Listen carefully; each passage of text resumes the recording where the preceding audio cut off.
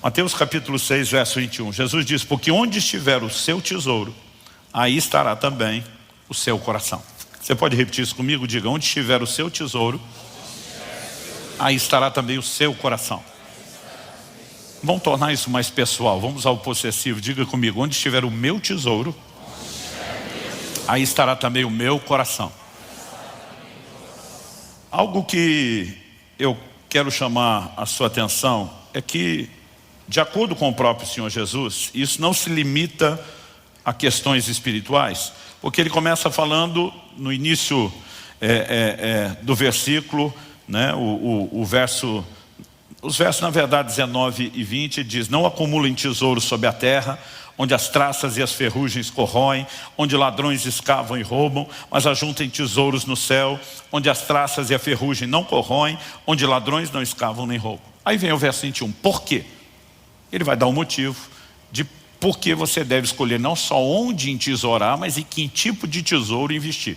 Então é nessa explicação: onde estiver o seu tesouro, aí estará também o seu coração, que reside o motivo da lógica apresentada. Basicamente, o que Jesus está dizendo, que aquilo ao qual eu e você atribuímos valor, estabelece um destino na direção da qual eu e você nos movemos. Então, se a gente entende que juntar tesouro material, né, na perspectiva econômica é importante, nós vamos correr atrás disso.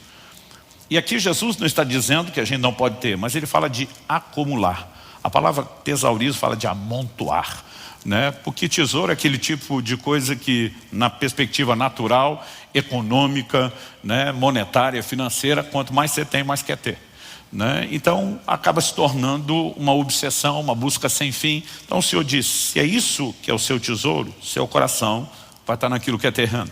Mas se o seu tesouro estiver em coisas celestiais, seu coração vem junto. Basicamente o que Jesus está dizendo é que seu coração acompanha as suas percepções de valor. Ou seja, aquilo que é definido como de valor, e aí não importa se estamos falando de valor material ou de valor e percepção de valor para as coisas espirituais, mas aquilo ao qual você atribui valor determina um trilho. Esse trilho não só diz respeito à direção para onde você vai, qual é o alvo que você vai perseguir, mas eu diria que a percepção de valor, além de definir o trilho, a direção na qual você se move, ela vira uma espécie de força motriz. É aquilo que te empurra no trilho em relação ao destino, né? Juntar dinheiro é importante, bora trabalhar, bora lutar por isso, bora correr atrás. Juntar tesouro no céu é importante, bora construir galardão, né? Então não apenas o trilho que aponta a direção se estabelece diante de você, mas há uma força motriz, uma motivação, um combustível para que você se mova naquela direção. Quando você entende que o que Jesus está falando envolve desde o natural até o espiritual, você começa a perceber que não cabe a desculpa de não tenho tempo para isso. Porque quando você atribui importância a algo, você vai arrumar tempo. Então talvez você tenha que sacrificar tempo de outras coisas que não são importantes para arrumar tempo para aquilo que é importante. Porque quando a definição de importância ela se estabelece, o resto começa a adequar de acordo com ela, né? Então durante muito tempo eu dizia para as pessoas que eu não me exercitava porque não tinha tempo. Eu descobri que era uma bela desculpa, que eu acreditava nela, mas não era verdadeira, né? Porque hoje eu dou um jeito de arrumar tempo, né, para aquilo que eu entendi que é importante para mim, que é importante para a minha saúde. Então, na hora está faltando tempo para tudo, o que é que eu posso descartar que não tem a mesma importância em relação a isso? Então, se você entende o que Jesus está falando, isso vai dirigir a sua vida. Agora, quando a gente fala do reino espiritual, não dá para simplesmente ignorar o que Jesus está falando e que funciona também nas coisas materiais, que é o quê? Essa é a primeira coisa que eu quero chamar a sua atenção. Quem não valoriza, não busca. Se eu não atribuo valor a algo, eu não tenho trilho, eu não tenho o destino claro a ser perseguido, eu não tenho a motivação, eu não tenho a força motriz, a dinâmica que faz com que eu corra atrás de tudo. Então, para mim, a valorização precisa ser o ponto de partida. E algo que você vai descobrir, por mais que você tenha empolgação no início da conversão, essa valorização do que é espiritual não é automático e não é espontâneo. Se fosse, Deus não precisava trabalhar conosco com uma conscientização. Então em Colossenses, no capítulo 3, de 1 a 3, a Bíblia diz: se vocês foram ressuscitados juntamente com Cristo, busquem as coisas lá do alto, onde Cristo vive, assentado à direita de Deus. Pensem nas coisas lá do alto e não nas que são aqui da terra, porque vocês morreram e a vida de vocês está oculta juntamente com Cristo em Deus. Se a Bíblia está dizendo que eu tenho que pensar e buscar, significa que há algo que eu e você precisamos intencionalmente fazer para viver nessa consciência e nessa busca. Se fosse automático, Deus não precisava dizer o que é que eu e você fazemos. Então acredito que essa coisa de pensar mais, ela fortalece o quê? A percepção de valor que nós temos. Porque quanto mais eu penso nas coisas espirituais, mais eu consigo discernir o valor e a importância. Quanto menos eu penso, ainda que distraído, não significa que eu quero dizer que aquilo não tem valor, mas quanto menos eu penso, né, nessas coisas, menos eu busco. Então todo crente precisa viver o que eu chamo da percepção de valor. E ao longo da Escritura você vai descobrir isso, né? Vai descobrir que a moeda do reino de Deus, ela diz respeito à importância. Quando a gente fala moeda, eu sei que sou estranho, mas há uma moeda de troca. Jesus usou essa linguagem quando na carta à igreja de Laodiceia diz: aconselho que de mim compre ouro refinado pelo fogo, vestes brancas para que te vista, colírio para que unja os teus olhos, a fim de que veja. Quando ele está dizendo compra, ele não está dizendo que o reino espiritual tem um modelo econômico ou de barganha, exatamente como nós fazemos o comércio do dia a dia. Mas ele está dizendo, ao mesmo tempo, você precisa entender que para conseguir algo que está disponível aqui, você tem que oferecer alguma coisa. Então ele não está falando de uma troca que vai levar a gente a ignorar a graça ou considerar mérito, mas ele está falando de participação. Eu e você entramos com alguma coisa. E o que é isso? A única coisa que eu consigo encontrar em comum, e eu gosto de, quando eu estou estudando a Bíblia, buscar padrões recorrentes. Aliás, quero encorajar vocês, né? Todos aqueles que estão nos 100 dias da palavra, a capacidade de ler a Bíblia num período menor de tempo, as pessoas dizem: ah, pastor, mas não dá para memorizar e lembrar de tanto. Eu digo, é verdade, você vai perder no que diz respeito à memorização, porque tem um volume maior de leitura. Mas a capacidade de enxergar o todo, ela é fantástica quando você lê a Bíblia num período menor de tempo. Então, me preparando para os 100 dias, eu li a Bíblia toda no mês de janeiro. Aproveitei o meu tempo de retiro, de oração, fiz a conta, né? E falei para ler 30, em 30 dias ou 31 dias, você tem que manter a média de 40 capítulos. Eu acho que a média para os 100 dias está 12, perto de 12. Eu tinha que manter 40, né? Mas eu li a Bíblia toda. Aliás, a maior parte do tempo, todo do Velho Testamento que eu li, estudei, eu estava lá em Israel. Engraçado que eu dizia assim, acho que hoje eu vou orar ali no Monte das Oliveiras. Esqueci de falar disso, né? Vai ficar para o final. Era para eu falar antes, eu não sei. Mas assim, você vê os profetas anunciando o juízo, logo depois de ter lido em qual momento da história eles entram, porque tem hora que você está lendo lá Isaías, você nem lembra de quais reis ele profetizou, onde é que o que ele está falando se encaixa, mas quando você lê em pouco tempo, isso te ajuda e te ajuda muito. Então, quero fechar o parênteses, fazer aqui, né, a você o encorajamento. E isso me ajudou a encontrar muitos desses padrões nesse tempo de janeiro, né? Eu gosto o tempo todo de buscar padrões, recorrência. E uma coisa que tem me chamado a atenção nessas últimas leituras é quando a gente fala que a moeda do reino de Deus é a troca, há um padrão recorrente nas Escrituras. Então você vai encontrar figuras diferentes, uma roupagem diferente para falar a mesma coisa. Por exemplo, Isaías 55:1, todos vocês têm sede, venham às águas. E vocês não têm dinheiro, venham, comprem e comam. Sim, venham e comprem, sem dinheiro e sem preço, vinho e leite. Como é que se compra sem dinheiro? Então, Deus de novo está usando a figura da compra. Mas você não vai comprar com dinheiro. Quando Jesus diz, aconselho que de mim compre ouro, colírio, veste branca, ele não está falando de usar o dinheiro que você tem. Mas a ideia da compra está lá. Então ele diz, quem tem sede, venha às águas. Vocês que têm fome, venham e comprem. Então, muitas vezes, seja uma figura da fome, seja a figura da sede, você percebe que Deus está usando. Isso é necessário para que você consiga o que eu tenho. Isaías 44:3, derramaria água sobre o sedento. Para quem é que Deus vai dar água? Para aquele que tem sede. Por quê? Porque o que tem sede vai aproveitar a água. Não vai desperdiçar água, vai fazer bom uso da água, Ou seja, a ideia por trás da figura da sede é percepção de valor. O sedento dá valor à água e ele vai aproveitar aquilo que está sendo oferecido. Mas Jesus diz aos discípulos: não deis aos cães o que é santo e não lancem pérolas aos porcos. O que ele está dizendo? Você não entrega o que tem valor para quem não reconhece o valor do que você está oferecendo. E Deus não mandaria a gente fazer nada que ele mesmo não faça primeiro. Então Deus também não entrega nada a quem não tem percepção de valor. Outro dia alguém chegou para mim e falou: pastor, me explica um mistério que eu tenho dificuldade de entender. Eu falei: qual? Ele falou: o Jacó trollar o irmão, entregar comida em troca de uma promessa do direito de primogenitura, a gente entende. Esperteza do irmão mais novo, né? E bobagem do irmão mais velho. Mas os céus autenticarem a transação dos dois?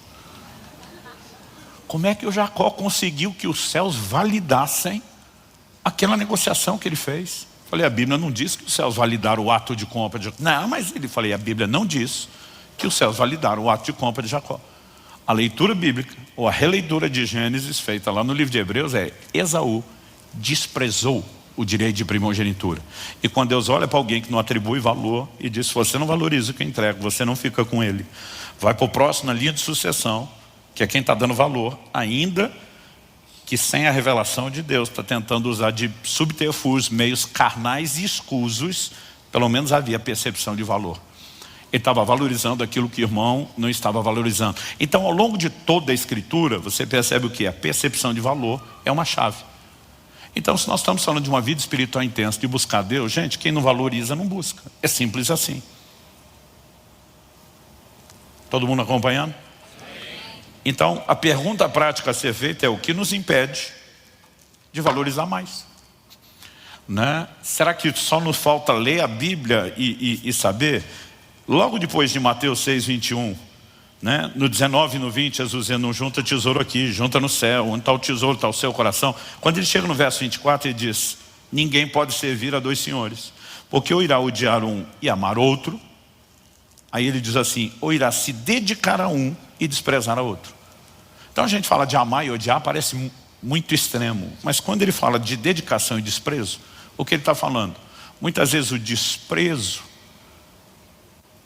dedicação, a gente sabe que é uma entrega que vem de alguma percepção de valor.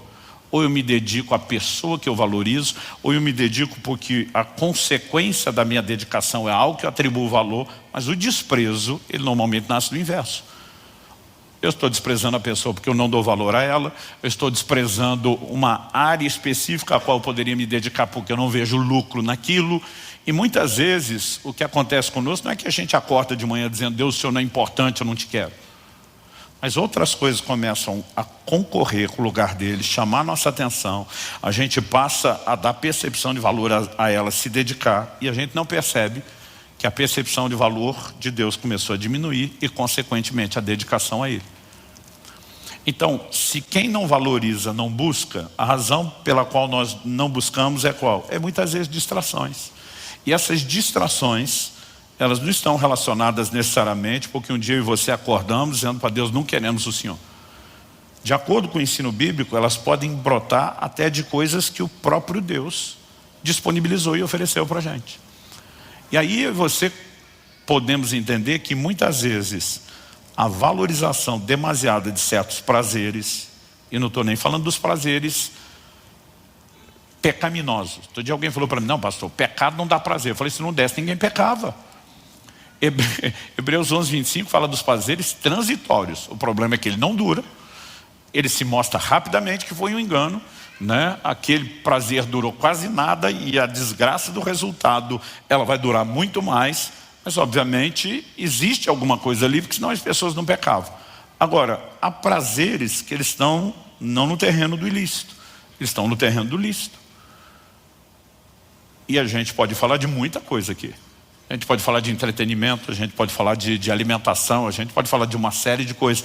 A gente cada vez mais busca uma vida de conforto. E quanto mais o mundo melhora, mais conforto a gente quer, né? E o conforto, gente, em alguns momentos pode ser danoso. Então hoje a gente não tem necessidade quase nenhuma de movimento físico, isso está trazendo comprometimento à saúde. E se a gente não for lá romper inércio, sedentarismo e dizer: então no mínimo eu tenho que fazer alguma coisa que compense o prazer da vida confortável, já que a gente não tem mais tanto esforço no trabalho, né? As coisas começam a se desequilibrar. No reino espiritual não é diferente. Eu e você precisamos entender que algumas coisas são boas, são confortáveis, são prazerosas.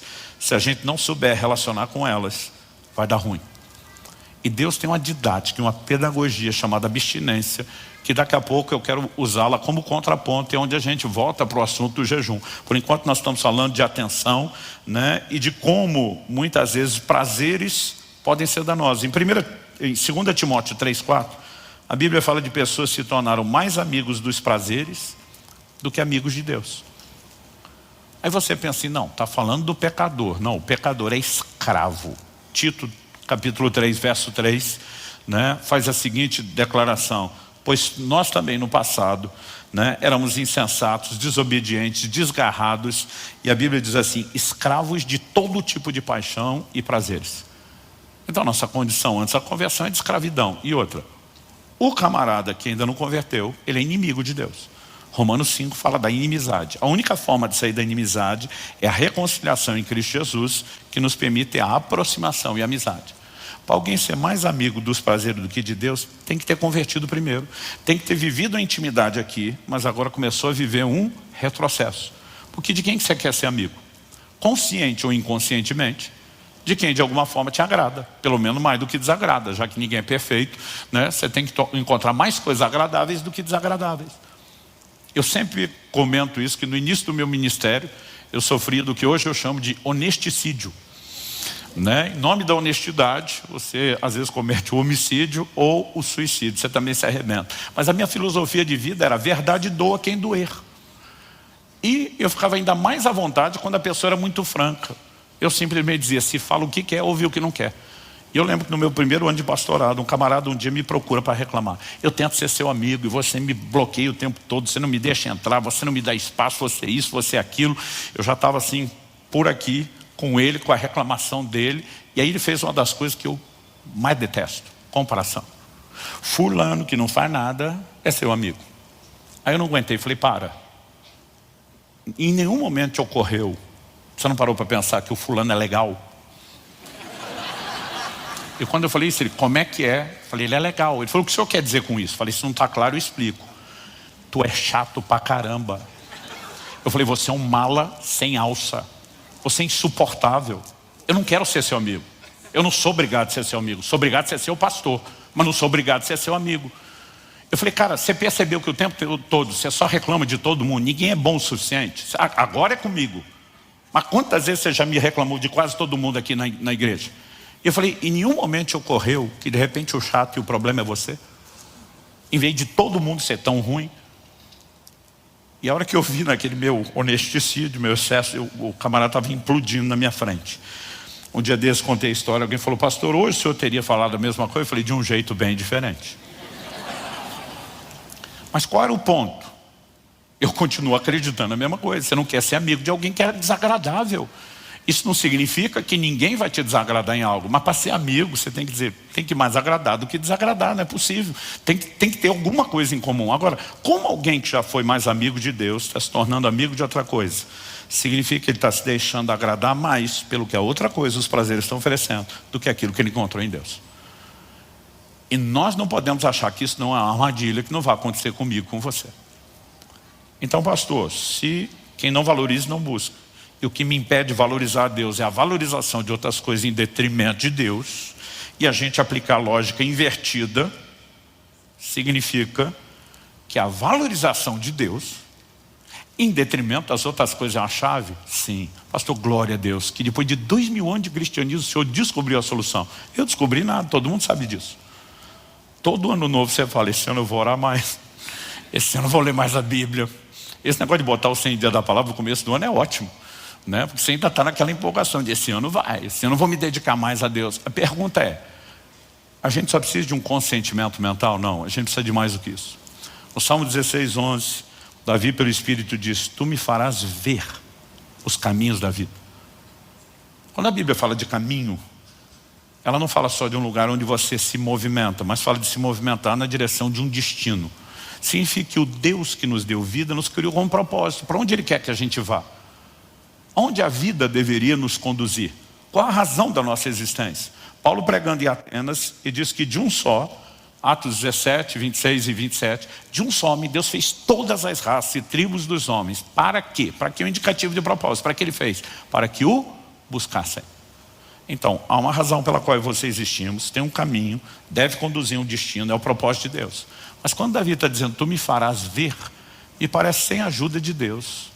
Esse caminho não está tão nítido e tão claro para a maioria de nós.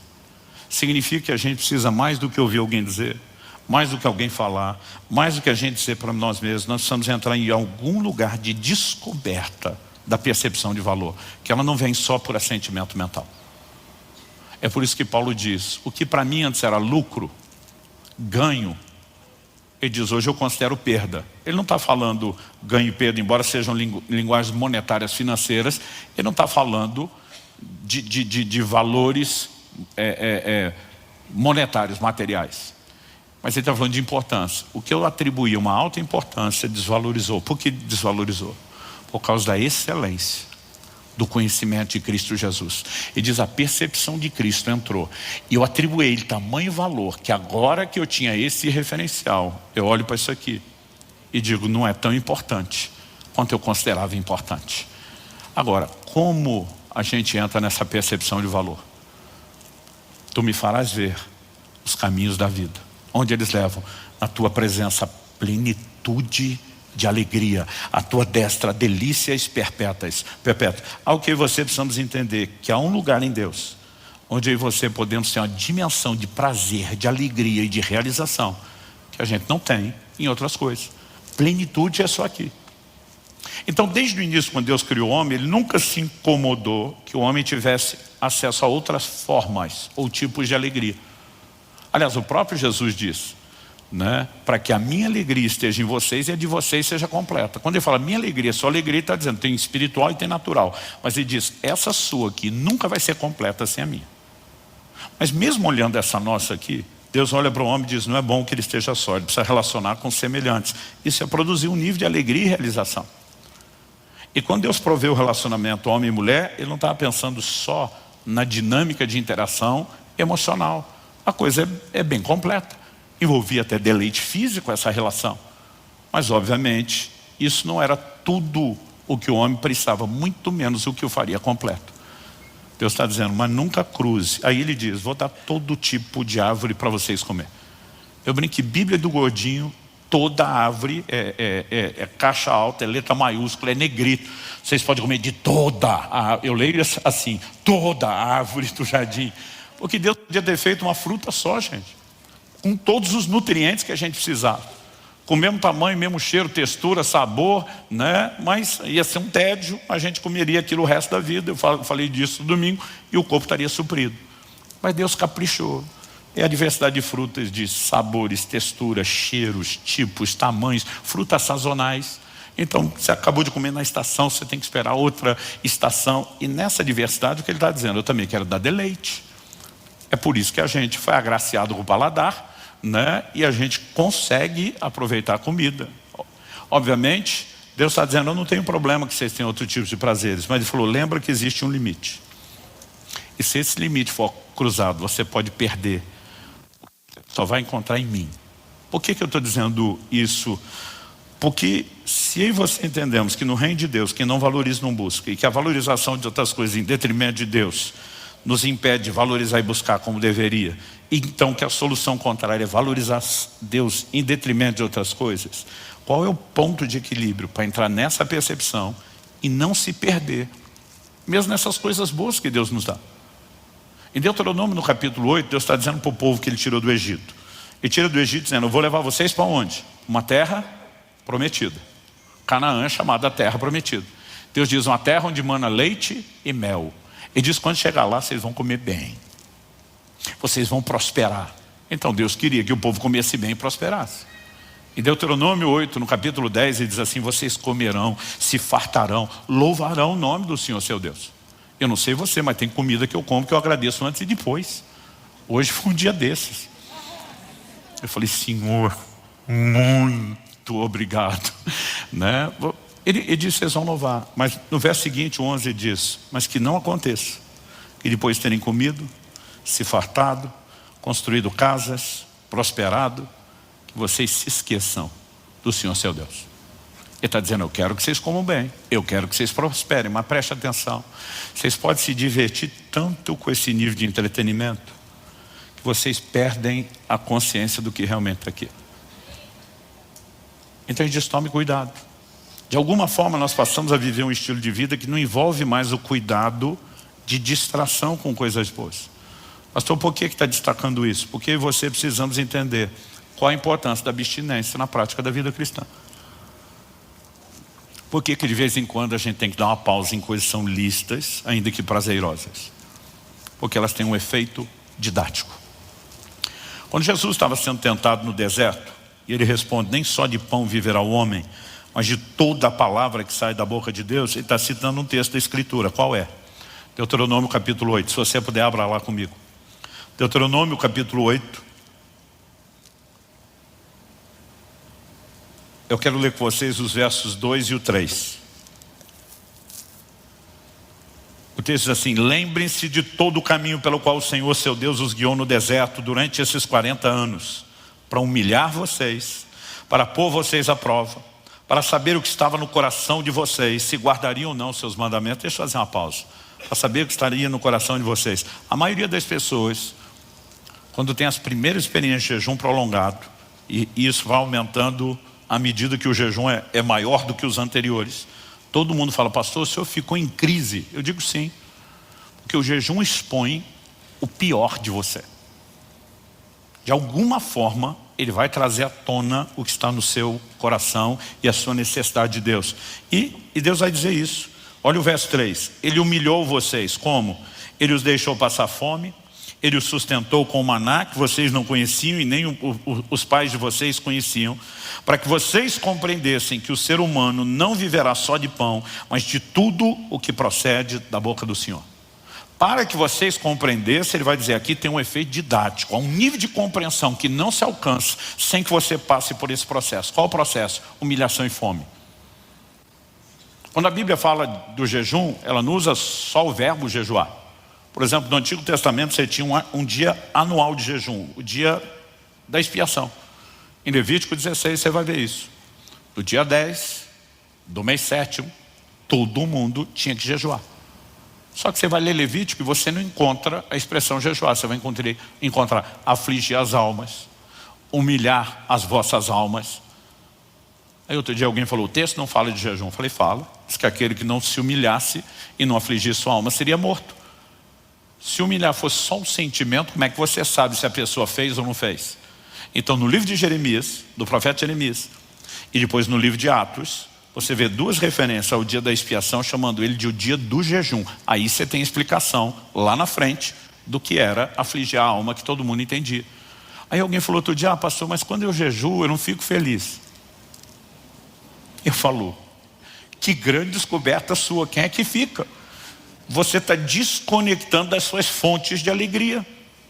Então assim, o propósito do jejum não é te deixar feliz, é te lembrar que existe outro tipo de felicidade e às vezes você tem que desconectar dessa para simplesmente conseguir compreender alguma outra coisa que ela fica apagada enquanto você tem mantido essa percepção de prazeres e alegrias materiais, terrenas, acesos.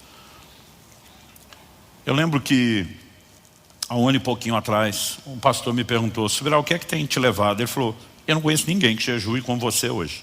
Ele falou, não vou dizer que não há, mas no meu universo de relacionamento conheço ninguém. Nem a quantidade de vezes ao longo do ano, nem a frequência, nem a duração. Ele falou, nada. Ele falou, o que tem te levado a se dedicar tanto ao jejum nos últimos anos? Falei, no início da minha carreira, do meu ministério, era só a fome do sobrenatural. Eu queria ver milagre, queria ver mover de Deus, queria ver o fluir do Espírito Santo. E acho que é um excelente efeito colateral da prática do jejum, as manifestações do sobrenatural até hoje. Eu falei, a diferença é que hoje não é mais o que me move. Hoje é um bom efeito colateral, mas não é o meu propósito. Ele falou, hoje qual é o propósito?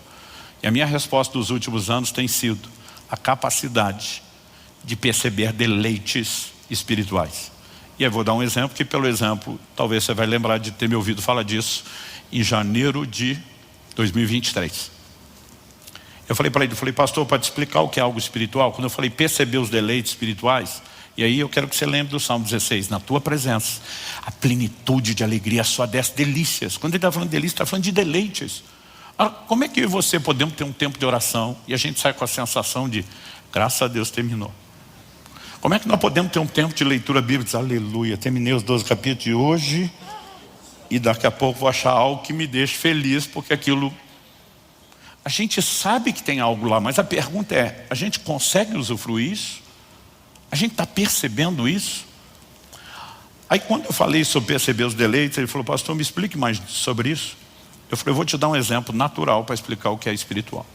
O que eu descobri nos jejuns prolongados é que o seu paladar fica assim, aguçado de uma forma absurda. Eu acho que começa com um processo de limpeza, desintoxicação do corpo. Mas acho que tem a ver com não ter aquela enxurrada de sabores diferentes o tempo todo. Mas, por exemplo, a turma diz que a água não tem gosto. Quem jejua, pelo menos jejum prolongado, discorda. Né? Eu estava esses dias numa viagem no exterior, dei um gole na água. Eu simplesmente parei, a pessoa falou, o que foi? Eu falei, que água é essa? Ele falou, por quê? Eu falei, o pH dela é maravilhoso. Ele falou, como é que o senhor sabe? Eu falei, porque o gosto é ruim. Um pH alto significa que a água é mais salobra. Né? Eu falei, e aí ele falou, dá uma olhada. Eu olhei, o pH da água 9,5. Então assim, o ideal durante o tempo do jejum é que você beba uma água de um pH pelo menos 7. Mas quando você vai para água muito boa, ela fica ruim. Então assim, tem hora que para resolver o problema de um pH muito baixo ou sabor muito alto que você não consegue beber, qual a dica que a gente dá? Limãozinho na água. O limão mascara o sabor e normalmente se o pH é baixo resolve. Então eu passei a ter esse hábito. Uma vez só isso me custou caro. Eu tinha recém saído de uma hepatite, meu fígado estava muito sensível, acho que botei muito limão proporcionalmente para a água e aquilo me trouxe um incômodo. Foi uma única vez. Normalmente ele é muito bom e é saudável. Aí eu falei para ele, eu estava numa reunião com um grupo de pastores durante esse jejum, sentei com eles para comer, o povo vai embora, vai para o hotel, você não está comendo. Falei, mas pelo menos eu quero ter a comunhão com vocês e não vou ficar tentado. Falei, eu garanto para vocês. Quando chegamos no restaurante ainda brinquei, falei, hoje vai ser um banquete, água com gás, com limão espremido. Né? Eu falei, então hoje é dia de festa. Então cheguei lá, pedi para o garçom, você me traz limão espremido? Suco do limão para eu pôr na água? Beleza. E quando ele trouxe, eu trouxe um copo grande, eu estranhei. Normalmente a turma manda aquele copinho, eu brinco que é copo de pinga, né?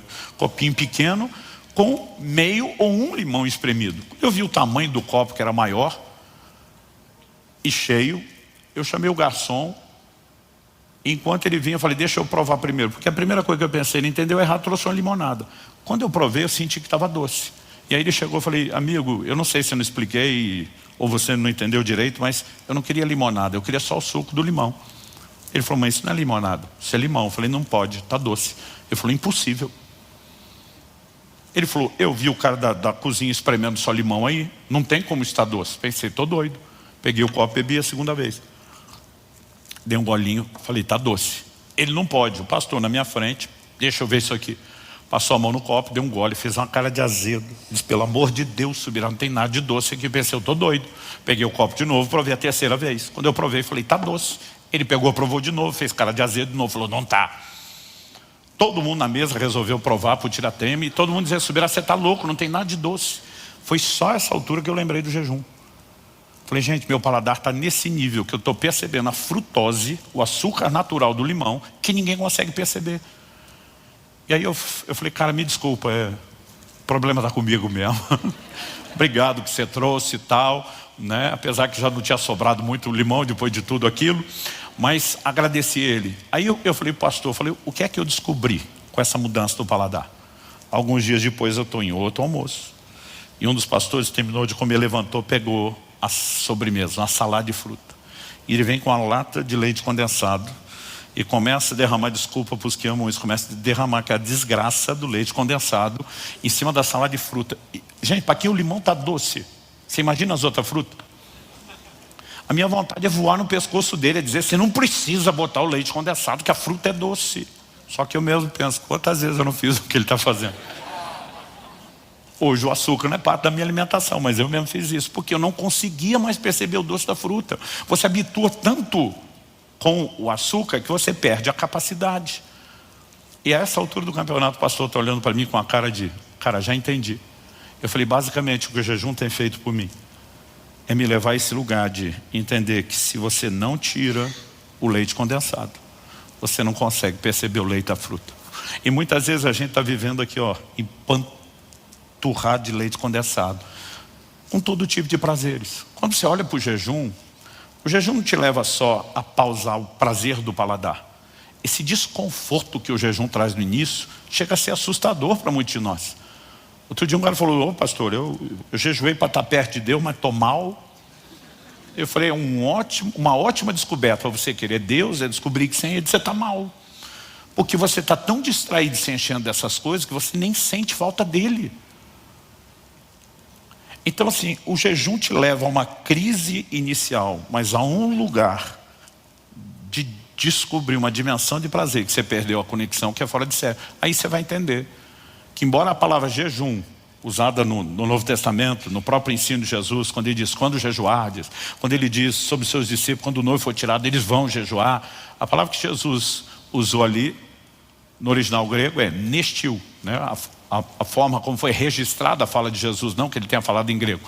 Nestil é uma palavra composta. Ne é um prefixo de negação, estil significa comida. Então, a palavra jejum, em essência, significa não comer. Mas jejum se limita só à abstinência alimentar? Não. Ele envolve outras abstinências, mas eu gosto sempre de começar falando da alimentar, porque as outras deveriam ser uma extensão, um complemento do jejum de alimento. O problema é que muitos de nós fizemos delas uma substituição. Aí o crente o tempo todo fala, estou de jejum de rede social. Eu digo, deveria. Estou jejuando televisão. Deveria. Mas isso não tem que necessariamente ser um substituto. Eu acredito que deveriam ser complementos. Então, dito isso, Paulo em 1 Coríntios, no capítulo 7, está falando da importância de que marido e mulher, casados, porque toda relação íntima entre homem e mulher que não seja no casamento é classificado na Bíblia como imoralidade. Mas ele diz, o casado, ele começa a dizer do verso 3 ao 5, que um deve pagar o outro o que é devido, que eles não devem se privar. Ele fala de uma frequência do ato sexual que eu classifico, digo, tem que ter avivamento nessa área também. Mas aí Paulo dá uma razão, uma única razão, para que marido e mulher, se estiverem de comum acordo, deem uma pausa nesse avivamento natural. Qual? Ele diz, a fim de se dedicarem à oração. O que Paulo está querendo dizer? Que no dia a dia, quando estou vivendo a festa normal, natural do casamento, não pode orar, não é isso que ele está falando. Mas quando ele diz dedicar, ele diz, você quer entrar num lugar profundo? Quer ir para as águas profundas mesmo? Que no dia a dia, talvez você não nadou delas, dá uma pausa no resto. O que é que ele está dizendo? Se quer voltar a perceber o açúcar do limão, a frutose do limão, dá uma pausa no leite condensado. Eu acho que aqui é uma boa alegoria. Sabe, isso significa que então, seja o prazer do alimento, seja o prazer conjugal, sejam errados, não tem a ver com algo errado. Mas quando Deus está dizendo por meio de Moisés, lá em Deuteronômio 8, ele permitiu humilhação e fome, uma pausa nisso, para que vocês entendessem que nem só de pão o homem vive. Ele está dizendo, tem um efeito didático por trás da abstinência. Ela consegue, talvez não numa única experiência, mas numa prática recorrente, ela consegue te levar a uma conexão, a uma percepção de valores espirituais. Um dia desse alguém falou, pastor, estou com medo do senhor ficar fanático. E o pior que era outro pastor. Falei, por quê? Falei, velho, o senhor entrou num lugar meio que parece meio sem volta com esse negócio do jejum. Falei, não tem mais volta mesmo. Tem sido maravilhoso. Eu praticamente não toquei muito no assunto. Mas na experiência do jejum, do segundo jejum do ano passado, do prolongado, que é um por semestre, eu lembro que eu estava no 38º dia do jejum. E eu estava assim, essa fase final, eu não sei qual é o limite fisiológico dos 40 dias, mas eu falo, pessoal, mesmo se eu não estiver contando, eu sei que eu entrei nos últimos 3 dias. De alguma forma, é como se o corpo começasse assim, dar alerta. Está chegando a hora de você terminar, talvez isso já não seja tão saudável. Então, por exemplo, você passa a ter mais sono, você passa a ter uma série de reflexos que você sente o corpo dizendo assim, ou talvez pelo tempo em que ele está vivendo das economias de reserva, e diz, tem que entrar no modo de sobrevivência diferente. Então, eu normalmente falo, pessoal, eu treino durante o jejum, E a lógica de treinar no jejum é você ter energia. Os caras falam, eu não sei como é que você tem energia para treinar. Eu falo, gente, eu não treino porque eu tenho energia porque eu treino. Então qual é a lógica disso? Científica da coisa. Eu descobri lendo material médico. Os médicos dizem, você parou de comer, o metabolismo automaticamente diminui. Quem para de comer, normalmente para de movimentar, o metabolismo baixa ainda mais. Metabolismo baixo, depois de 3 dias, normalmente seu organismo já está consumindo reserva, significa que ele está em modo de sobrevivência. O organismo escaneia o seu metabolismo e diz, está gastando pouco, não precisa entregar muita energia. E ele entra no modo de economia. Então, o jejum prolongado não é que você não tem energia. O corpo diz, a maioria já teve experiência com o celular. Eu estou aqui com a bateria do meu celular, depois do dia todo usando, já bem comprometida, mas ela ainda não está no limite. Quando ele entra mesmo naquele modo de economia, tem hora que você percebe que a tela do telefone já não acende toda. Por quê? Porque se ele te der toda a luz, ele não dura. Então ele opta o modo economia. Para durar mais eu tenho que entregar pouco. Entendeu o raciocínio? Seu corpo faz a mesma coisa com você. Então esse médico dizia, treine durante o jejum, porque você vai acelerar o metabolismo, você vai provar que precisa de energia, ele vai entregar. Porque quem não faz isso e quer fazer um movimento rápido de repente, vai ter tela preta. Né? A Kelly há 1 ano e meio, quase 2 atrás, ela estava no 6º dia de um jejum, ela estava se sentindo muito bem. Deu um pulo, levantou correndo do sofá, acordou no chão, desmaiou, tela preta. Ah, pastor, jejum não faz bem. É só você fazer direito. Então, se você não está exercitando e quer usar o modo de economia, nunca levante pressa. Né? Se você quer poder levantar depressa, treine. Eu decidi treinar. Então, por exemplo, em agosto do ano passado, na última semana, eu fiquei, por conta de uma viagem, os compromissos, fiquei 4 dias sem exercício. No 5º dia, eu fui dar aula de manhã, eu tinha 3 horas de aula de manhã e ia pregar à noite. Fui dar aula de manhã, no 5º dia, tive que dar aula sentado. Porque eu estava com tontura, estava com fraqueza. Aí eu lembro quando terminou a aula, alguém falou, pastor, o senhor não vai almoçar, quer que te levem para onde você está hospedado? Eu falei, não. Eu falei, eu preciso de uma academia e eu preciso que você me busque 3 horas depois. O cara, 3 horas, eu falei, 3 horas. Eu falei, só tem um jeito de eu voltar a ter energia para o final do jejum. Aí ele me deixou na academia, fiz 1 hora de cardio, 2 de musculação. A energia voltou. Dia seguinte ele diz, academia de novo. Eu falei, mais 3 horas.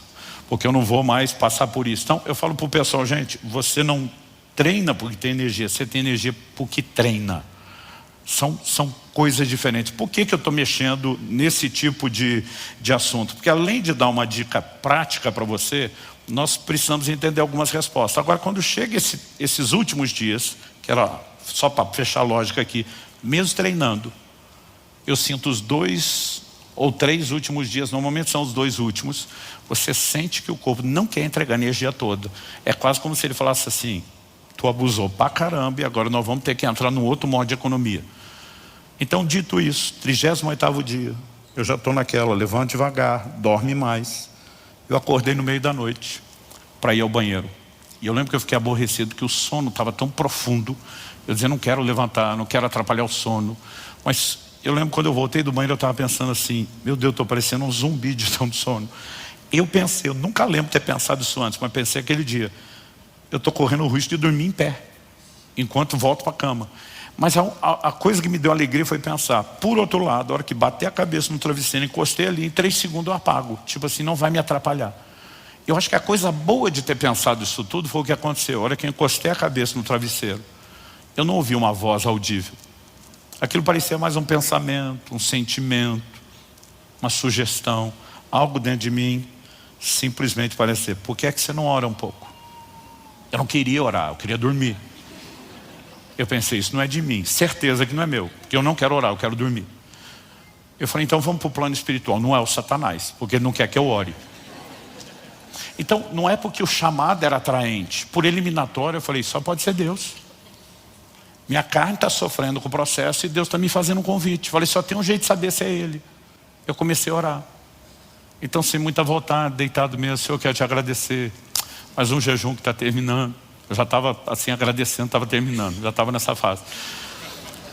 E de repente eu parei e lembrei, a Kelly, Israel e Alice, meus 2 filhos, além de vários dos pastores, dos líderes, muitos deles me acompanharam, nem todos os 40, mas a maioria deles, a maior parte daquele jejum. Eu estou pensando nisso tudo, mas em especial assim, dizer, cara, nós jejuamos a família inteira junto. Já é raro você saber de alguém que encarou os 40 dias. Eu falei, minha mulher e meus filhos fizeram comigo. E eu comecei a agradecer a Deus. Eu falei, Senhor, não quero te agradecer só meu jejum. Eu falei, minha mulher e meus filhos vieram junto. E eu nem chamei. Quando eu falei, eu nem chamei, o Espírito Santo falou comigo. Ele disse, quem chamou fui eu. E a hora que ele falou isso, eu não consigo te explicar o que aconteceu. Eu gosto de brincar que alguém lá no céu apertou o botão que ativa o modo glória. Glory mode. Aquele negócio ligou no quarto. A presença de Deus encheu aquele. Eu nunca tive na minha vida, gente, uma percepção da presença de Deus como aquele dia. No dia seguinte eu liguei para minha filha, já tinha falado com aquela Israel. Eu falei, filha, Deus entrou no meu quarto ontem. Ela disse, pai do céu, você ouviu Deus? Eu falei, graças a Deus que não. Porque eu falei, graças a Deus, gente, era assustador. Não dá para explicar, porque não era um assustador ruim, mas era assombroso. Porque a percepção de grandeza de quem Ele é. Eu estou no escuro, eu cerrei os meus olhos com toda a força. Eu escorreguei da cama, rolei para o lado, para o chão, me ajoelhei. Eu botei a cara no chão, porque aquilo dava um santo temor. Ela falou, pai, mas mesmo não vendo, se eu senti Ele de um lado ou do outro. Eu falei, filha, esse é o ponto. Ele não estava de um lado ou do outro, Ele estava em todo lugar. Ele está na frente, Ele está atrás, Ele está em cima, Ele está embaixo. Ele está do lado de fora, Ele está do lado de dentro. Eu falei, a presença dEle atravessava meu corpo. A impressão é que a cama, a parede, que tudo é impregnado. Ele é tudo. Quando a Bíblia diz que Ele é tudo em todos, a gente não consegue entender isso. Eu nunca tinha tido uma percepção daquilo. E ainda é difícil falar. Eu nunca senti tanto deleite, tanto prazer na minha vida. E eu fiquei pensando a vida inteira de crente. E a gente não tem noção de que isso está à disposição. Mas Deus está dizendo o seguinte, se você quer compreender que não é nem só de pão, você precisa passar por esses processos de desintoxicação. E eu comecei a descobrir que o jejum não é detox só para o corpo. Gente, é impressionante como ele limpa o corpo. O rejuvenescimento celular que você passa, a limpeza de tudo. Não é só de intoxicação alimentar, de metal pesado que seu corpo expele, é um negócio impressionante. Mas eu descobri que o jejum traz um detox na sua alma, nas suas emoções, nas suas percepções espirituais. Você vai ficar impressionado como, por exemplo, você pode estar com um hormônio mais baixo numa área, mas seus receptores estão limpos, então seu corpo funciona melhor. Parece que espiritualmente os receptores estão todos limpos. E você começa a ter essa percepção de deleite que normalmente você não tem no dia a dia. Qual é o propósito primário do jejum? É buscar a Deus. Daniel capítulo 9, verso 3, ele diz, voltei o rosto ao Senhor Deus para o buscar com oração, com súplicas, com jejum. Joel capítulo 2, verso 12, voltem-se a mim de todo o coração, diz o Senhor, e isso com jejuns. Por que eu estou dizendo isso? Porque durante anos, honestamente, até dezembro de 2021, quando as pessoas me diziam, pastor, qual é o propósito do jejum? Eu dizia, não tem um, tem vários. Porque eu estudei a Bíblia algumas vezes, de Gênesis a Apocalipse, pegando todas as vezes que o jejum aparece e para que ele foi usado. E tinha um monte de propósitos. Então tem hora que o jejum é praticado em momentos de aflição, para buscar o socorro de Deus, né? Como o de Josafá, em 2 Crônicos 20. Em Esdras, capítulo 8, 21 a 23, ele fala de jejuar por proteção. No Salmo 35, 5, Davi fala de jejuar por gente que está enferma. A gente vê Daniel jejuando enquanto ora e intercede pelo seu povo. E a lista vai longe. Então o dia do perdão, que também era um dia de arrependimento, o povo era chamado a jejuar. O jejum para arrependimento de pecados aparece várias vezes na Bíblia, mas tem hora que o jejum está sendo praticado num contexto de consagração, e o que está se consagrando, diferente do que está jejuando por arrependimento, o que está jejuando por arrependimento quer vencer o pecado, o que está jejuando por consagração também, mas o primeiro quer vencer o pecado que o derrubou, o outro não quer fazer o jejum do primeiro, ele não quer nem cair, ele quer vencer para não cair. Então os dois podem estar lutando contra o pecado, mas são diferentes. Então eu tinha uma lista. Mas em janeiro de 22 Deus falou comigo, você precisa entender o propósito do jejum. Eu falei, não, são vários. Ele diz, não, há um propósito primário e vários secundários. Até hoje só chegou os secundários. Todos os secundários vão convergir num só. o primário. Qual é o primário? Buscar a Deus. O que está jejuando para arrependimento está buscando a Deus com um propósito, mas está buscando a Deus. O que está jejuando para consagração está buscando a Deus com um propósito secundário diferente, mas está buscando a Deus. Ou seja, não tem jeito de não convergir no primeiro. A pergunta a ser feita é: a gente precisa de um secundário para buscar a Deus? Ou a gente poderia mirar direto no primário? E talvez essa foi a descoberta da minha vida sobre jejum. Eu falei, eu não preciso de uma crise, eu não preciso de um problema sério e estar desesperado por uma intervenção de Deus, porque durante muito tempo eu só dizia situações extremas requerem medidas extremas. O problema está grande, bora jejuar. Ok, e se eu não tiver problema? Mas eu apenas estou decidido desligar de prazeres inferiores, porque eu quero os prazeres superiores. Por que é que eu preciso de um propósito secundário? Eles são aceitáveis, eles são parte do jogo, me entenda, eu não estou falando contra eles. A pergunta é, eu não preciso passar por eles, eu posso ir direto. E aí eu comecei a enxergar gente no Novo Testamento que mirou direto no primeiro. Ana, Lucas capítulo 2, verso 37, que ela adorava noite e dia, com jejuns e oração. O jejum era parte da vida de adoração e de oração. A Bíblia não menciona problema, não menciona necessidade de milagre. Aí você chega em Atos 13, os líderes da igreja de Antioquia, enquanto eles estavam adorando o Senhor e jejuando. A igreja não está mais em perseguição, o lugar onde eles estão em Antioquia, lá na Síria, não está passando por problema, não existe nenhum indício de nenhum propósito secundário, mas eles apenas querem estar com o Senhor. O que esses dois textos têm em comum? Além de ambos terem sido escritos por Lucas, estarem no Novo Testamento e mencionarem o propósito primário. Aí você começa a perceber as consequências dos desdobramentos. Quem é Ana? Uma mulher de percepção para o profético. Profetiza. O que acontece em Atos 13? Disse o Espírito Santo. E o Senhor começou a dizer, se você quer se familiarizar mais profundo com a minha voz, o jejum vai te ajudar a desintoxicar das outras coisas e entrar no lugar de percepção. E as direções de Deus, a compreensão da palavra. Eu tenho vivido uma revolução do entendimento bíblico. Cada vez que eu volto um jejum, eu estava agora em Israel, eu escrevi um livro em 9 dias, gente. Quase 300 páginas, em 9 dias. A clareza de entendimento daquilo de Gênesis, Apocalipse, eu dizia, como é que eu não vi isso tão claro antes, né? A soma, Deus acrescentando o entendimento que vem sendo construído ao longo do tempo. E você fica, uau. Há 1 ano e meio atrás, eu conversei com aquele pastor, a história do limão.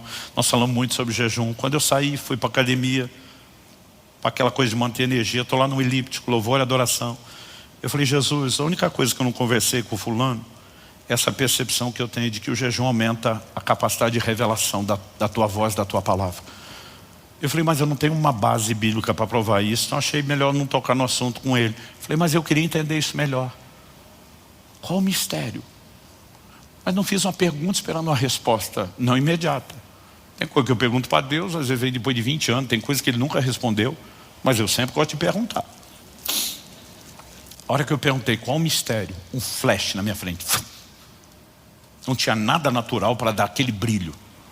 Agora tenta imaginar que um brilho, um flash de luz são fração de segundos. Agora tenta imaginar que alguém filmou esse flash naquela câmera super lenta e agora vai passar depois. Aquela luz assim, abrindo lentamente. E vamos imaginar que o tempo todo desse brilho coube o que eu vou contar agora. Então a mente fica bugada, porque não cabe numa fração de segundos tanta coisa. Naquele brilho, eu ouvi tudo que eu vou contar agora. 2 pessoas estão conversando atrás de mim. Eu não vi nada, mas eu ouvi as 2 pessoas. Um do meu lado esquerdo e do meu direito. Um pergunta para o outro. Quando foi que Moisés, o primeiro legislador, recebeu a revelação da lei? Outro diz, ao longo dos 40 dias de jejum no monte. Mas o tom de conversa deles não parece informal do dia a dia. Parecia ser uma coisa teatral, ensaiada. Eu não consigo te explicar como eu percebia o tom de voz, mas é como se aqueles 2 estivessem falando assim, vamos fazer um joguinho para ele entender, só para ele explicar, para compreender a explicação. Aí o primeiro pergunta de novo para o segundo, e quando Cristo, o novo legislador, recebe a nova lei que seria comunicado na nova aliança? O outro olha e diz, a partir dos 40 dias de jejum no deserto. E tudo isso dentro do flash. Quando o flash acabou, minha mente começa a conectar o resto. Daniel com as revelações do tempo do fim, no final do jejum e todo o processo. Mas ainda assim, essas coisas só fizeram sentido quando eu comecei, peraí.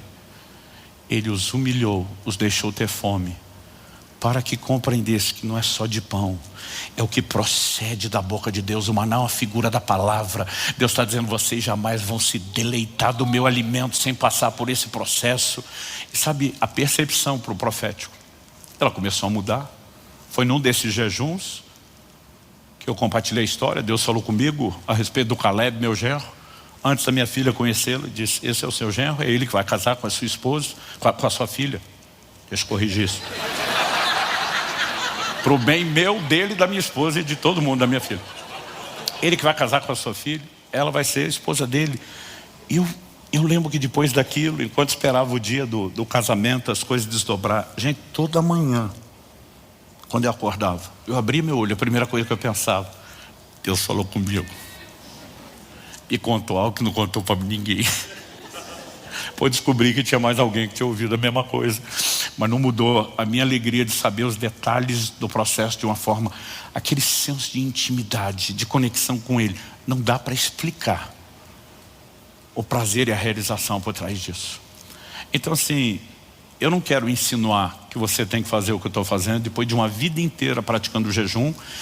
E eu acredito que porque Deus me confiou a mensagem do corpo de Cristo, eu tenho que ser o primeiro a vivê-la da forma mais intensa. Eu disse para Deus, o Senhor não precisa me pedir mais. Se o Senhor não me parar, eu falei, o Senhor, minha mulher, meu médico são os únicos que podem me parar. Se o Senhor não me parar, vai ser um por semestre. E até agora Ele está me dando corda, porque em junho do ano passado eu fui para Israel para gravar. Eu lembro que eu estava num momento de oração, numa casa de oração em Beceba. O Espírito Santo falou comigo, não no jejum de julho, mas no de janeiro de 24, você vai vir fazer aqui, interceder por Israel. Eu entendi que ele tinha autenticado pelo menos os dos próximos 2 que eu tinha escolhido fazer. Mas tem sido algo importante. E o que eu sinto de Deus, eu estou empolgado, gente. Eu tenho visto gente jejuar nessa casa, como eu não vejo em quase lugar nenhum. Mas é só o começo de uma grande revolução que está por vir. E sabe, não importa se você vai fazer um dia por semana, se você, né, como vai ser a sua dinâmica. Talvez tenha gente no nosso meio que nunca vai fazer mais do que um jejum parcial, que não vai fazer um jejum tão prolongado na água, mas o jejum tem que ser parte do nosso estilo de vida, porque essas pausas nos deleites inferiores, principalmente quando elas vão se tornando frequentes, recorrentes, elas vão produzindo em nós uma percepção de deleites maiores. E sabe, você pegar a palavra de Deus, acordar no meio da madrugada, dizendo, eu não vou fazer isso porque é obrigado, eu vou fazer isso porque eu não aguento esperar amanhã cedo. É outra conversa, é outra dinâmica, não só do como foi gostoso aquele tempo ali, mas o que isso passa a produzir na sua vida. Eu preciso terminar. Eu quero citar uma frase que me fez pensar muito nos últimos anos. Ela é atribuída a um camarada chamado Edward Farrell. E diz, quase em todos os lugares e em todos os tempos, o jejum sempre ocupou um lugar de grande importância, visto que ele se encontra estreitamente relacionado com um profundo senso religioso. Talvez isso explique a negligência do jejum no nosso tempo. Quando o significado de Deus diminui, o jejum desaparece. Mas eu ouso afirmar o inverso. Quando o significado de Deus aumenta, o jejum reaparece. Ou ainda diria o inverso, quando o jejum reaparece, o significado de Deus na nossa vida, ele também começa a aumentar, porque é uma relação de causa e efeito que ela parece mútua, vai e vem, né? E essas coisas estão relacionadas. Então, eu quero provocar você. O jejum é uma escolha, menos que Deus te peça algo, você escolhe quando faz, quanto tempo faz, qual a periodicidade, qual o tipo do jejum, qual a duração. Não há regras. Há momentos que nós podemos ter uma convocação profética, uma grande mobilização, e aí, quando vamos fazer a coisa de forma coletiva, talvez haja um pouco mais de organização. Mas pense em algo que pode ser flexível. O importante é que você possamos fazer cada vez mais. Eu estou realmente orando muito. O pastor Marcelo Neves me pediu, falou, cara, mesmo que não seja o começo do ano, que é uma dinâmica diferente, mas quem sabe, ele falou isso ano passado, por de julho do ano que vem, A gente não faz uma preparação e uma mobilização da igreja como nós nunca fizemos antes. A gente não faz uma campanha, né, de jejuns maiores. Então nós estamos buscando de Deus o que é que nós podemos fazer em conjunto de forma a auxiliar o corpo. Mas eu não quero que você sinta pressionado. Às vezes uma época boa para mim não é época boa para você. Há N fatores. Eu sei que cada vez que vai chegando o próximo vai me dando uma agonia, uma ansiedade, um desespero de entrar. Eu falei para minha esposa, eu não vou aguentar esperar janeiro, vou começar em dezembro. Ela falou, seu aniversário, Natal, nem pensar. Eu faço aniversário 20 de dezembro. Né? Ela falou, a gente tem que comemorar isso em família. Eu falei, eu não ligo para o aniversário. Ela falou, nós ligamos para o seu aniversário. Eu falei, tá bom, eu espero. Né? Ela diz, vamos ter o tempo de família. Né? E aí eu lembro que eu falei, pessoal, depois da ceia do dia 24, não conte comigo comer no dia 25. Nós tivemos uma situação que surgiu e meu pastor falou, eu quero você comer no dia 25 e 26. 27 você começa. E eu naquela agonia, porque assim, deixou de ser um incômodo. E o que eu começo a descobrir, que está me aguardando lá, vai ficando tão atraente, que vai dando um desespero. Eu passo a maior parte do ano, né, em jejum. Acho que não dá para dizer que não tenha dia de jejum, pelo menos um intermitente vai rolar. Mas assim, quanto mais frequente, quanto mais recorrente, né, maior tem sido o impacto. E depois de estar servindo a Deus, né, há muito tempo. Eu estou buscando a Deus de forma intensa, pelo menos desde os meus 15 anos. Estou com 51. 30 anos só de ministério pastoral, 33 anos pregando. Eu vou te dizer o seguinte, o que eu tenho vivido de janeiro de 2022 para frente, para mim assim parece que esses últimos anos, a soma desses poucos últimos anos, ela é melhor do que todo o resto. E seria muito egoísmo da minha parte guardar isso só para mim e não dizer que você pode viver algo melhor do que você tem. Então, hashtag fica a dica, sem peso, nem pressão, nem obrigação. Bora jejuar mais? Você aceita o desafio? Outro dia alguém falou, pastor, fala de um benefício a mais do jejum. Falei, a gente vai fazer uma lista, gente. Saúde. Gente, eu gasto tão menos em comida, tão menos dinheiro ultimamente. Vocês têm noção. Pensa num cara que já gastou dinheiro em comida na vida. Eu podia te dar muitos benefícios, mas os deleites espirituais são os melhores deles. Vocês têm mais 2 minutos para eu falar de Israel ou não? Então, eu fui para Israel, fiquei 24 dias, voltei. Foi bem mais rápido do que eu esperava. Quando Deus falou comigo, nós não tínhamos um cenário de guerra. Então, na minha cabeça, eu questionei pouco. Eu falei para Deus assim, Daniel intercedeu por Israel na Babilônia. Por que é que eu preciso ir orar por Israel em Israel? Eu posso fazer isso no Brasil. Mas ele não abriu a discussão, não respondeu. Eu falei, o senhor não deve satisfação. Algo que eu tenho aprendido, você tem um comando do Espírito Santo, obedeça, entendendo ou não entendendo. Eu lembro que eu levantei daquele momento de oração, virei para minha esposa, eu falei, faz tempo que você me fez uma proposta, nós passamos pelo menos um mês em Israel. A gente ficou 22 dias gravando em janeiro de 2018. Eu falei, eu queria voltar uma hora aqui com você. A gente ia onde quer, a hora que quer, conhece lugar bíblico, visita, ao mesmo tempo descansa, passeia, soma isso tudo, né, com o conhecimento, os acessos, os contatos que você tem, seria incrível. Aí eu falei para ela, falei, 5 anos atrás você pediu isso, topa fazer em janeiro de 24? Ela falou, topa. Falei, na verdade Deus me pediu para vir jejuar, mas você vem junto, a gente vai ter todo esse negócio, você não precisa jejuar comigo como fez da última vez, é disso, estamos dentro. O pessoal estava com a equipe que filma comigo nas terras bíblicas, falei, não tenho certeza se eu vou usar vocês, o propósito do jejum pode ser outro, mas se for, talvez tenha que aproveitar o mesmo tempo para não perder idas e vindas.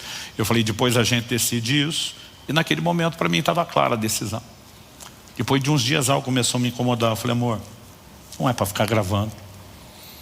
Eu acho que não é para ir todo mundo. Mas em 28 anos de casado, nós nunca ficamos um mês longe um do outro. Foi a primeira vez que eu fiquei um mês distante daquela em 28 anos de casado. Então eu falei, no mínimo você tem que ir comigo. Eu acho que por mais que a gente simplifique, é isso. Quando estourou a guerra, minha esposa perguntou, e aí, você ainda vai? Eu falei, vou. eu e você não sabíamos da guerra, mas o Deus que mandou eu separar janeiro, Ele sabia que a guerra ia acontecer. E se Ele mandou ir, a responsabilidade é dele, né? Ela disse, não tem medo? Eu falei, nem um pouco. E se Ele dissesse que eu morro na situação, eu ia do mesmo jeito, porque de alguma forma Ele tem toda a razão.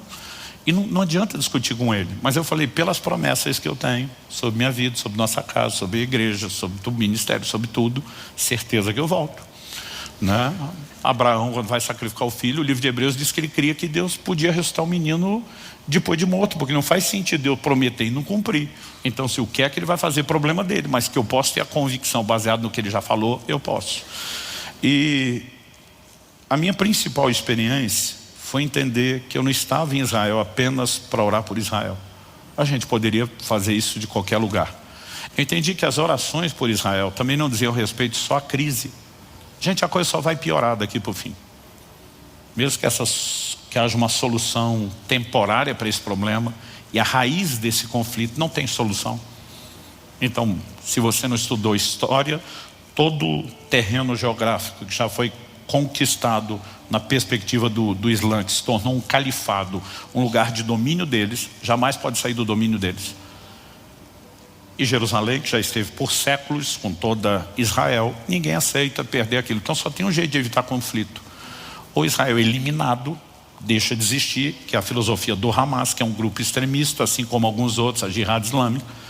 Ou Israel se torna muçulmano, o que nunca vai acontecer pelo tipo de fé que eles também têm. Então não existe perspectiva de que esse conflito não exista. Não há divisão de terra. Quando você tira o deserto do sul de Israel e pega da metade para cima produtiva, só a Cisjordânia já é metade do país que foi levado para o lado de lá, né? Não estamos falando da faixa de... Não há divisão de terra, esse conflito não vai acabar. Mas quando você olha as profecias, você percebe que Israel estará cada vez mais sozinho. Então assim, quando um navio americano encosta 6 dias depois no Mar Vermelho, isso diminui a empolgação dos vizinhos de entrar na guerra. Mas chegará um momento onde Israel estará isolado e desconectado de tudo e de todos. Todos os eventos finais terminam naquele cenário. A Bíblia diz que quando Jesus foi assunto aos céus, Ele foi exatamente do Monte das Oliveiras. O anjo que aparece para os apóstolos diz, do mesmo modo como vocês o viram ir, Ele vai voltar. Do mesmo modo. A Bíblia diz que Ele sobe e de repente eles deixam de enxergá-lo porque Ele foi oculto pelas nuvens. Quando a Bíblia fala sobre a sua volta, diz que Ele aparecerá onde? Nas nuvens. O ponto de desaparecimento será o inverso, o ponto de aparecimento. Só isso? Não. Zacarias 14, quando fala do dia do Senhor e da vinda do Messias, diz, naquele dia os seus pés serão colocados onde? No Monte das Oliveiras. O lugar de onde Ele saiu é o lugar de onde Ele volta. As nuvens que o ocultaram é o lugar. Então imagina, falando na linguagem antigamente, o filme sendo rebobinado, passando ao contrário. Subiu, volta. Todo o desfecho do tempo do fim acontece naquele lugar. E nós precisamos entender que todas as profecias já foram ditas, não predeterminando o acontecimento das coisas, mas liberadas da parte de um Deus presciente que conhece tudo o que vai acontecer. Pastor, quando a gente vai orar lá em Israel é mais espiritual? Não. Por que o senhor faz caravana para lá? Não é o propósito espiritual. Eu lembro de uma vez que nós estávamos no ônibus e todo mundo, agora é a entrada triunfal em Jerusalém. Eu falei, para com essa bobagem. Eu falei, o livro de Apocalipse diz, a cidade que espiritualmente se chama Sodoma e Egito, onde crucificaram o Nosso Senhor. Eu falei, isso vocês chamam de cidade santa? A Bíblia chama. Eu falei, quando a Bíblia chama, está falando dos adventos futuros de um lugar onde o Senhor estabelecerá um reino físico. E a Bíblia diz, de Sião sairá a lei e todas as nações serão governadas por Ele. Então, não confunda o cumprimento futuro de promessa com o que você tem hoje. Eu fico doido com um crente que é por pedido de oração escrito no Muro das Lamentações. Eu digo que tu tem acesso direto ao Santo dos Santos pelo nome de Jesus e acha que escrever um pedido e botar num muro de pedra é que vai fazer a diferença. Aí os crentes ficam dizendo, eu quero ser batizado de novo no Rio Jordão. Eu falei, você acha que santo é a água do rio ou é o nome de Jesus? Então assim, não vamos mistificar nada do que tem lá. É maravilhoso. Não quero que você pense outra coisa. Já estive lá 7 vezes. É maravilhoso que perspectiva, o emocional, o entendimento das distâncias, imaginar aquele cenário, aquela geografia, muitos dos lugares que ainda são conservados parecidos, você diz, cara, aqui tudo aconteceu. mas não é mais espiritual. Mas o que eu e você precisamos entender? Deus faz uma promessa para Abraão e diz: a sua descendência será como a areia do mar. Está falando de numerosa, mas ele também diz: sua descendência será como as estrelas do céu.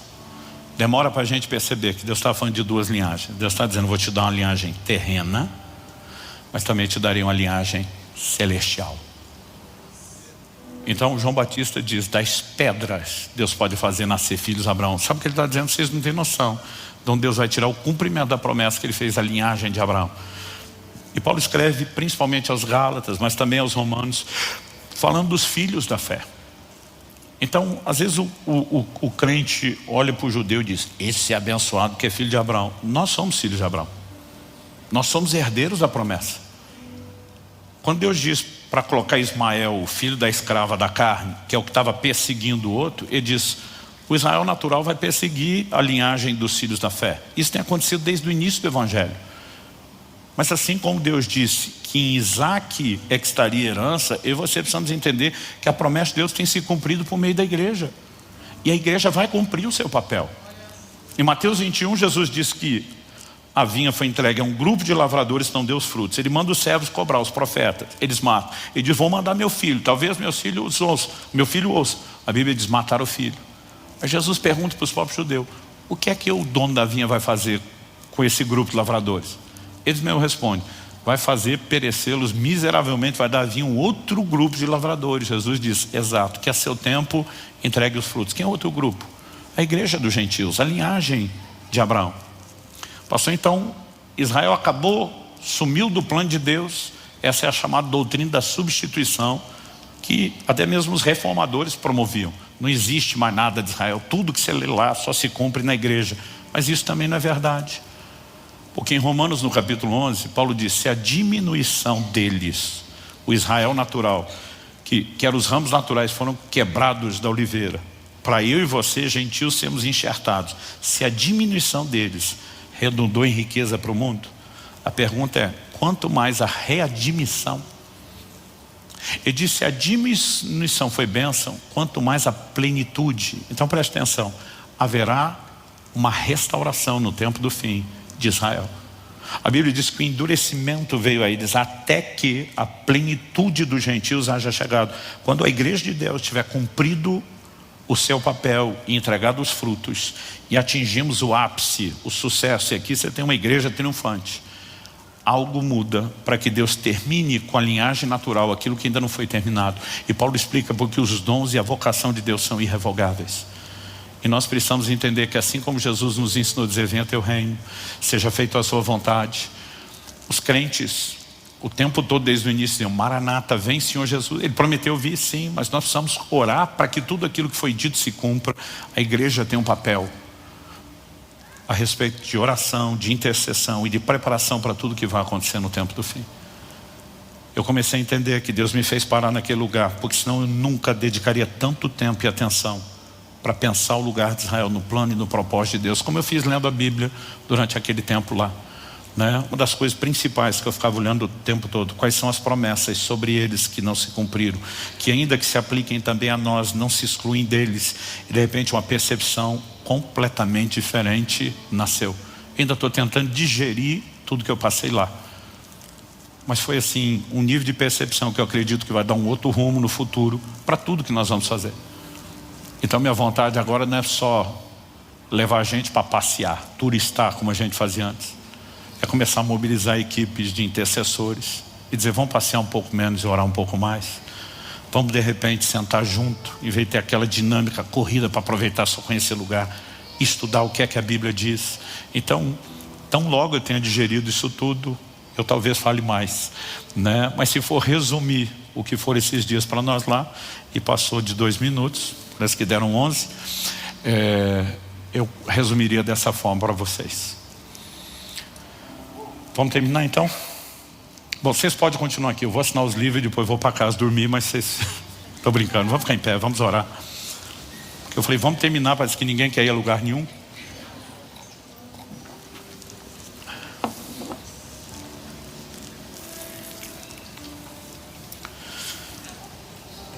E ouça com atenção, porque eu creio que eu falo isso pelo Espírito de Deus. Virão dias de um convite diferenciado para o lugar da intimidade. E muita gente distraída não vai ouvir ou perceber o convite. É por isso que volta e meia você vai ver o Senhor falando isso nas Escrituras. Quem tem ouvidos para ouvir, ouça. Basicamente ele está dizendo, não apenas escute, mas ouça no sentido de dar valor ao que você vai ouvir. Alguns de nós vamos ser chamados para um lugar diferenciado.